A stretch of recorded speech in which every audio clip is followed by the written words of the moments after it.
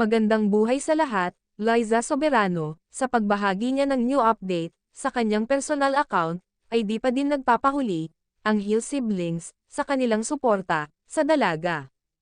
Ang mahal nilang Hopi, ay patuloy ang pagsusuportahan, ng magkabilang panig. At ngayon nga, nagbahagi din, ang bunsong kapatid, ni Enrique Hill, na si Andy ng photos, kasama pa din si Ken. At syempre, di rin magpahuli, ang baby ni Enrique Hill, para suportahan sila. At bumati pa ito, ng Merry Christmas, with heart emoji.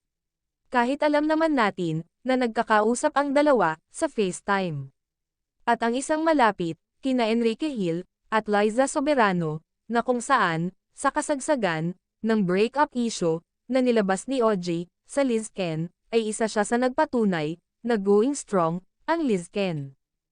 Ay nakasama nga ni Hopi, mismo sa bahay nila, at nagdiwang ng Pasko.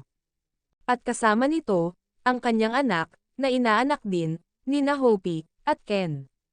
Ayon sa mga fans, ang saya-saya, maging ninang si Hopi, at ninong si Ken, syempre ba naman, malapit ang Liz Ken, sa mga bata, at malambing ang mga ito. Kaya atat na, ang Liz Ken fans, sa future baby, ng dalawa.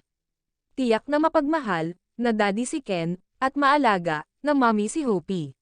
Someday, ang wishes ng Liz Ken fans, para sa kanilang idolo, ay magkatotoo, sa tamang panahon. Salamat po, sa walang sawang suporta guys.